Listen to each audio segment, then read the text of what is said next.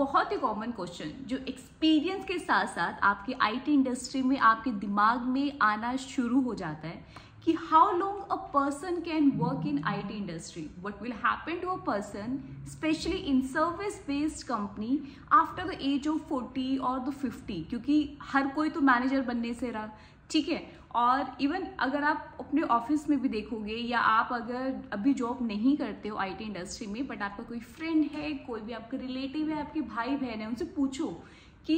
अपने आसपास वो कितने लोगों को देखते हैं जो 50+ एज के हैं और जो काम कर रहे हैं उनके साथ आईटी इंडस्ट्री में। तो जैसे कि हम गवर्नमेंट सेक्टर में देखते हैं कि लोग रिटायर होते हैं एट द एज ऑफ 58-60, तो क्या ये सारी चीजें सर्विस बेस्ड या आईटी इंडस्ट्री में नहीं है? बहुत ही कॉमन क्वेश्चन है और ये अक्सर जैसे जैसे आपका एक्सपीरियंस बढ़ता चला जाएगा ना आईटी इंडस्ट्री में, ये क्वेश्चन भी आपके दिमाग में आना शुरू हो जाएगा। क्योंकि जब आप अपने आसपास देखोगे तो आपको यूथ दिखेगा, तो मतलब किसी का 5 ईयर ऑफ एक्सपीरियंस है, कोई फ्रेशर ज्वाइनी है, कि 7, 8, मैक्स 12, 15, लेकिन इससे ज़्यादा नहीं, हर कोई इसी एज के राउंड आपको दिखते हैं। और रही अगर हम मैनेजर की बात करें जिसको चलो ठीक है 25 ईयर ऑफ एक्सपीरियंस है, 30 ईयर ऑफ एक्सपीरियंस है, कितने लोग दिखते हैं? वो 1-2। आज की वीडियो में हम डिटेल में इस बारे में ही बात करेंगे एंड आई रियली होप कि आप लोगों के दिमाग में अगर ये क्वेश्चन कभी ना कभी दिमाग में आया होगा, या अगर आप अभी पढ़ रहे हो, आप कॉलेज में हो and in future you are planning to work in IT industry, तो आई रियली होप की वीडियो बहुत ज़्यादा हेल्पफुल रहने वाली है, ताकि आप लोगों को भी थोड़ा सा आइडिया रहे कि क्या होता है एक्चुअली, क्या है इस आईटी इंडस्ट्री में। आफ्टर 40+ ईयर ऑफ एक्सपीरियंस हो चुका है आईटी इंडस्ट्री में, तो क्या करते हैं वो लोग? क्या मतलब वो रिटायर हो जाते हैं या फिर वो कुछ और ज्वाइन कर लेते हैं, कुछ अपना बिजनेस स्टार्ट कर लेते हैं, कहीं स्टार्टअप में चले जाते हैं, या उसी इंडस्ट्री में ही कंटिन्यू करते हैं? क्या होता है एक्चुअली, होता क्या है, तो उसके बारे में हम बात करेंगे। तो सबसे पहली बात तो ये कि यस, ये बात बिल्कुल सच है कि भाई हर कोई मैनेजर बनने से रहा, लेकिन किसने बोला कि सिर्फ एक मैनेजर ही एक पोजीशन है जो आपको एक ज़्यादा ईयर ऑफ एक्सपीरियंस होने के बाद आप ले सकते हो? मैनेजर के अलावा भी बहुत सारे ऑप्शंस आपके पास होते हैं। आप आर्किटेक्ट बन सकते हो, सीनियर आर्किटेक्ट बन सकते हो, सीनियर टेक्निकल एक्सपर्ट बन सकते हो, project manager, scrum master, business analyst, बहुत सारे ऑप्शंस हैं आपके पास। सबसे पहली चीज तो जो जरूरत है समझने की वो ये कि जैसे जैसे आपका ईयर ऑफ एक्सपीरियंस बढ़ता है आईटी इंडस्ट्री में, मान लो आपका 7 साल हो गए हैं, 8 साल हो गए हैं, यू नीड टू अंडरस्टैंड कि जो टेक्निकल साइड है वही आपका पॉइंट ऑफ इंटरेस्ट है, या फिर आप अपनी लाइन चेंज करके मैनेजमेंट साइड में जाना चाहते हो, you have no technical interest. तो आपने देखा भी होगा कि जब आईटी इंडस्ट्री में ना फ्रेशर लोग ज्वाइन करते हैं, या जिनको 2 साल, 1 साल, 3 साल, 4 साल, ये स्पेशली जो बहुत ही मतलब ये जो 1 to 5 ईयर ऑफ एक्सपीरियंस वाले लोग होते हैं, वो लोग ना मतलब कैट की प्रिपरेशन, GMAT की प्रिपरेशन, MBA की प्रिपरेशन करने में लगे रहते हैं, क्योंकि उनका बहुत सारे बच्चे ऐसे हैं जो इस लाइन में आ तो गए हैं, बट देन उनको रियलाइज होता है कि नहीं, मैं कोडिंग वोडिंग में मुझे कुछ ऐसा इंटरेस्ट नहीं है, या मुझे डेवलपमेंट या टेस्टिंग, ऑटोमेशन, इन सब में मेरा कोई ऐसा इंटरेस्ट नहीं है, मुझे मैनेजमेंट लाइन में जाना है। और MBA एक ओनली ऑप्शन बचता है आप लोगों के पास, जो एक ईजी वे है जाने का। ऐसा नहीं है, आप टेक्निकल में भी अगर कुछ दिनों तक कर लेते हो तो एक ईयर ऑफ एक्सपीरियंस के बाद आपको उसमें भी मैनेजमेंट लाइन मिलने के चांसेस रहते हैं, बट स्टिल एक जो ईजी पाथ रहता है वो है कि भाई आप MBA कर लो, अच्छे कॉलेज से MBA कर लो, तो आपका पैकेज भी बढ़ जाएगा और साथ के साथ आपको मैनेजमेंट लाइन भी मिल जाएगी, आपको टेक्निकल में ज़्यादा माथामारी करने वाली चीज़ नहीं पड़ेगी। बट अगेन ये सबका अपना अपना पॉइंट ऑफ इंटरेस्ट पे डिपेंड करता है। कई लोगों को कोडिंग बहुत ज़्यादा पसंद है, कई लोग बहुत ज़्यादा खुश है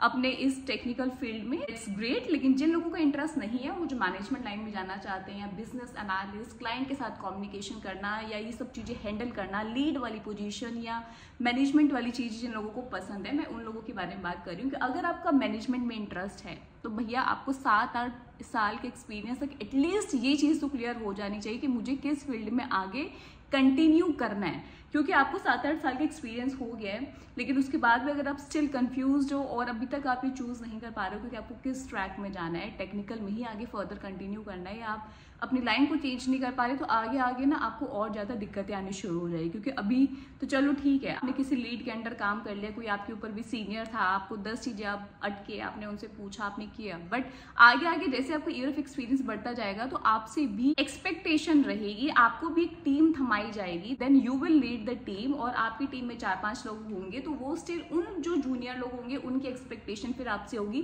कि आप उनकी हेल्प करोगे। लेकिन अगर आपका इस फील्ड में इंटरेस्ट नहीं है, आप ही बस खींचा तानी में आगे चल रहे हो, तो then how will you help your junior, और कैसे फिर आप मतलब एक प्रोजेक्ट की डिलीवरी वगैरह में हेल्प करोगे, कैसे आप लीड करोगे टीम को, कैसे आप उनको टेक्निकली हेल्प दोगे, वो बहुत ज़्यादा आपके लिए फिर आगे जाके ना बहुत ज़्यादा चैलेंजिंग हो जाएगा। सो पहले इस चीज़ को क्लियर कर लो कि आपका पॉइंट ऑफ इंटरेस्ट क्या है, उसके अकॉर्डिंग अपनी लाइन चूज करने की कोशिश करो। अगर आपको मैनेजमेंट की लाइन में जाना है तो बिजनेस एनालिस्ट में जा सकते हो, जिसमें सीधा क्लाइंट के साथ कम्युनिकेशन रहती है, अपने क्लाइंट से रिक्वायरमेंट की अंडरस्टैंडिंग ली, उसके बाद आपने अपनी टीम को वो रिक्वायरमेंट की अंडरस्टैंडिंग दी। कोई भी क्वेश्चन हुआ तो आपकी कम्युनिकेशन हो रही है, मतलब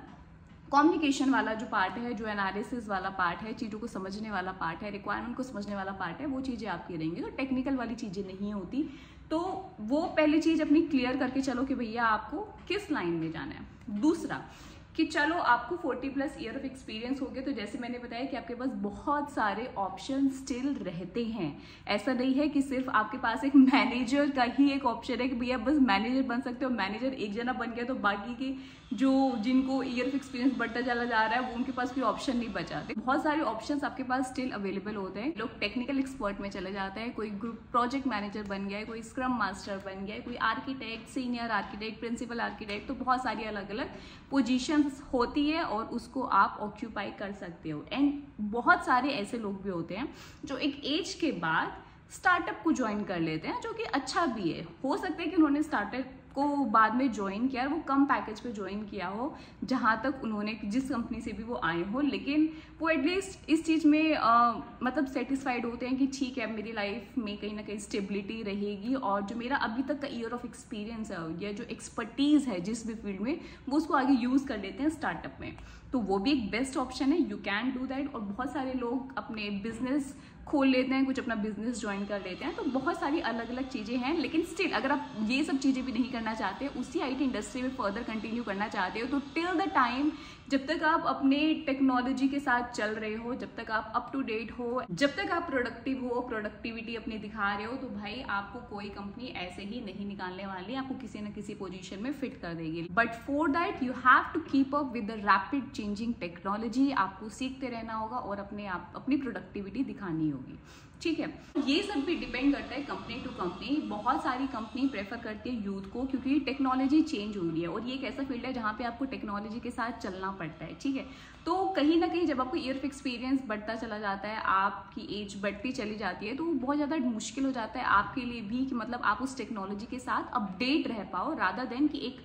नया बंदा, एक यूथ आया जिसको कम ईयर ऑफ एक्सपीरियंस है, उसके जो इनोवेशन, उसके जो आइडियाज़ हैं, या वो जितना टेक्नोलॉजी के साथ चल पाएगा शायद आप नहीं चल पाओगे। तो उस वाले केसेस में फिर वो लोग प्रेफर करते हैं कि मतलब कम ईयर ऑफ एक्सपीरियंस वाले बंदों को उठाएं। दूसरा फिर कॉस्ट को भी वो कंसिडर लेके चलते हैं ऑब्वियसली, क्योंकि वो 4-5 बंदे रख लेंगे जितने में आपका पैकेज है, ठीक है, जितने में वो 25 या 30 ईयर ऑफ एक्सपीरियंस वाले बंदे को दे रहे हैं। तो कॉस्ट कहीं ना कहीं कंसीडर होती है, तो जिसकी वजह से वो फिर जिसकी वजह से वो कम ईयर ऑफ एक्सपीरियंस वालों को कंसिडर करके चलते हैं। एंड ऑब्वियसली आपका हेल्थ, आपकी वर्क लाइफ बैलेंस बहुत ज़्यादा मैटर करती है। तो मतलब बहुत सारे पॉइंट है जिसको कंपनी कंसिडर करती है और जिसकी बेसिस पे फिर वो डिसीजन लेती है कि भाई मुझे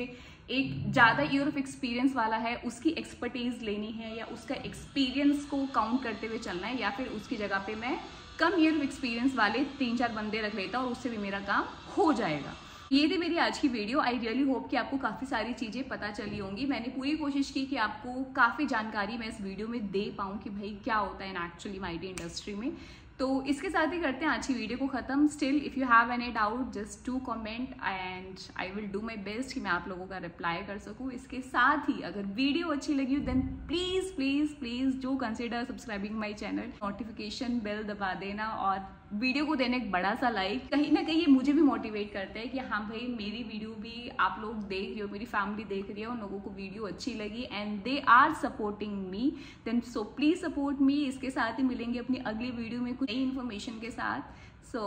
till then take care of yourself and your family. Bye.